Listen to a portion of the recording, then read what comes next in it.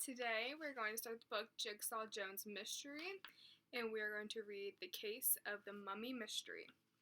And what you guys are going to do, you're going to complete your sleuthing notes, and just a quick review of what that is.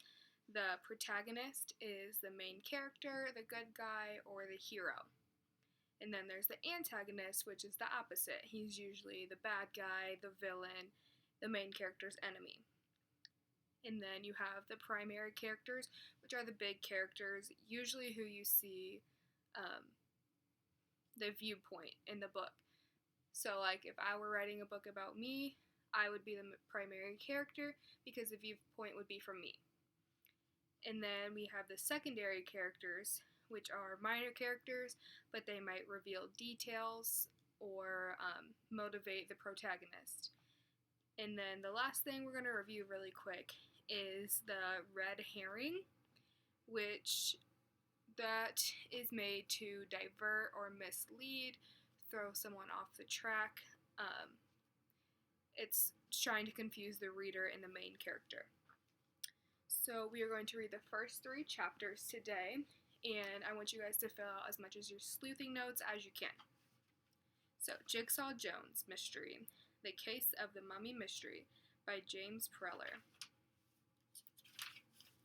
Chapter 1, Guess He'll Go Eat Worms. I'm a detective and I solve mysteries. Some cases are nice and easy. Somebody loses a cat, I find the cat. They pay me and everybody's as happy as a bug in a rug. Then there are the tough cases, the cases that wiggle and turn like a worm on a hook, the mysteries that are full of surprises. This was one of those cases. I thought it was going to be a simple job, but one thing's for sure, I never expected mummy trouble. That's right, I said mummy, not mommy, mummy. Mummies I can handle. Mummies are a different story. A mummy is a walking zombie. He's a guy covered with bandages who looks like he jumped off a tall building without a parachute. He's a guy who was dead and buried but then came back to walk the earth. That kind of mummy. Yeesh. It all started with a dare. At least that's the way Joey Pignato told it. We were in my office, a treehouse in my backyard. As usual, Joey Pignato's mouth was moving, but I couldn't believe what my ears were hearing. I glanced at my best friend and partner, Mila Ye, and her arms were folded across her stomach. Her face looked pale, like she was going to be sick. As Joey talked, Mila's eyes blinked, open and closed, like flashing lights on a Christmas tree.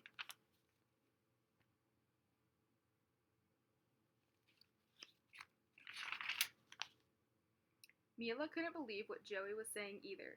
I interrupted Joey, speaking slowly and carefully. Hold on, Joey. Let me make sure I've got all the facts. I read from my detective journal. You are telling us that you're going to eat a worm? Joey's head bobbed up and down enthusiastically. For $1, he added, smiling proudly. For $1, I repeated. Well, that's not something you see every day. I scratched the back of my neck. Are you going to eat it plain or with ketchup? Joey's eyes got wide. Great idea, he exclaimed. I've never thought of ketchup. It's something to think about, I told him. Mila shot me a look. I ignored her and continued. Are you going to swallow the worm whole or chew it? Joey bit his lip. Dunno, he said. Depends on the worm. Mila looked at us like we were both nuts, but I had to admit, I sort of liked the idea of Joey Pignato eating a worm. Like I said before, it's not something you see every day. Wait a minute, Mila said. Who is paying you the $1? Bobby Solofsky, Joey answered.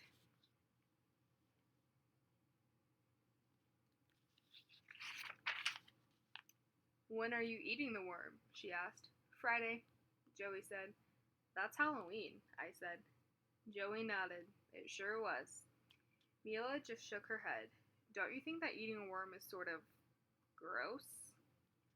Joey shrugged happily. He didn't particularly think so. So why do you need a detective? I said. Joey leaned close.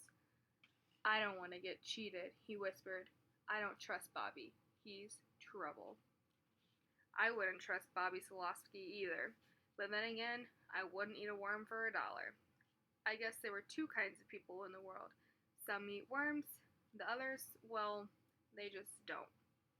Picky eaters, I guess. I could make sure you don't get cheated, I assured him, but I make $1 a day. Can you afford me?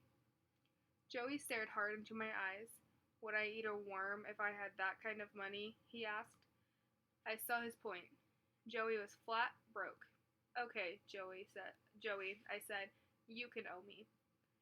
So that's how this whole mess started. The mummy didn't come into it until later on. Okay, so now we're going to start chapter 2. It's called Not Hungry. That night before dinner, my brothers Daniel and Nicholas were messing around in the playroom while I did my spelling homework. I had to write each word 5 times and put them in ABC order. His spelling words are black, candy, children, frightened, ghost, Halloween, pumpkin, October, spooky, and treat. While I worked, I listened to my brothers talk. Every Halloween, Daniel said to Nicholas, he prowls through town, causing trouble everywhere he goes. I looked up from my homework. Who does? I asked. Andy eats stray cats, Daniel said. Who does? I asked again. Andy loves mischief, Daniel said. Guys, I yelled. Who loves mischief? Don't tell him, Nicholas said. He'll have bad dreams. Tell me what? I demanded. Nothing, Daniel answered. Please, I pleaded. What are you guys talking about? Daniel sighed. Okay, but you have to promise not to tell Mom and Dad. I promise, I said. Do you promise on a stack of Batman comic books? Nicholas asked. I promise, I repeated. Now tell me, what are you guys talking about? Daniel looked around cautiously. Not here, he said, down in the basement. Suddenly, my mother called out, Dinner's almost ready. Theodore, it's your turn to set the table. Mom, I complained. Please don't call me Theodore. Everybody calls me Jigsaw.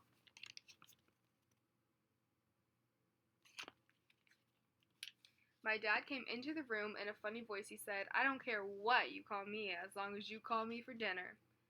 Then he gave my mom a big, sloppy kiss. Oh, brother. Daniel gave me a poke. After dinner, he whispered, in the basement. I smiled. Secrets are almost as much fun as mysteries. My mom set out a big, steaming bowl of spaghetti and meat sauce. Joey is going to eat a worm for $1, I announced. That's very nice, dear, my mother said. Please pass the spaghetti, Billy. I continued. I wouldn't eat a worm no matter how much you paid me. I'm proud of you, son, my father mumbled. I stared down at my plate of spaghetti. I think Joey is crazy. Worms are so slippery and slimy and gross. I put down my knife and fork, sort of like, spaghetti.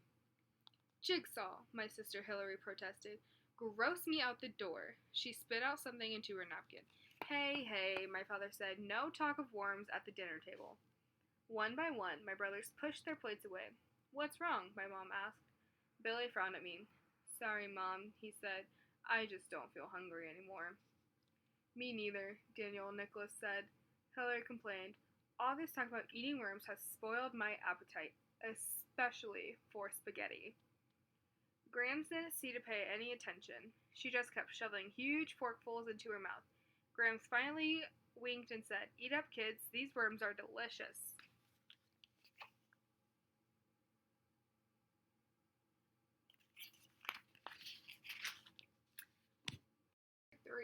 The Legend of the Mummy. An hour later, I followed Daniel and Nicholas down into my basement. The oldest brother, Billy, was already down there. He was rebuilding an old car engine. His face was marked with black grease. 1,000,000 different parts were laid out on the newspaper.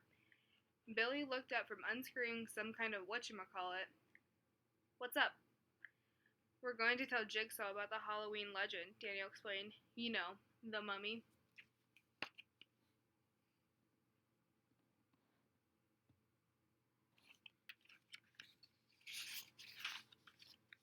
Billy nodded slowly, staring hard at Daniel. Oh yeah, he said, the mummy.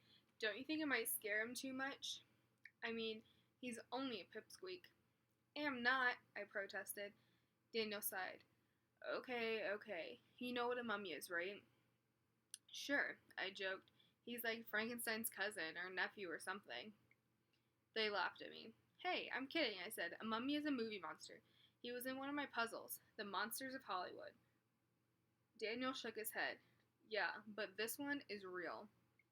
And he lives right here in town. Yeah, Billy said. The mummy rises from his wormy grave and comes alive every Halloween. Billy got up, arms outstretched, and walked stiffly across the room. He moaned and groaned.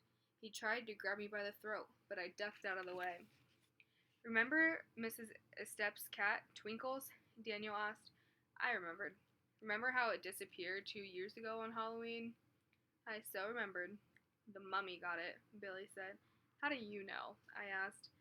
Barney Fodstock saw it happen, Daniel said. There's a picture for you guys.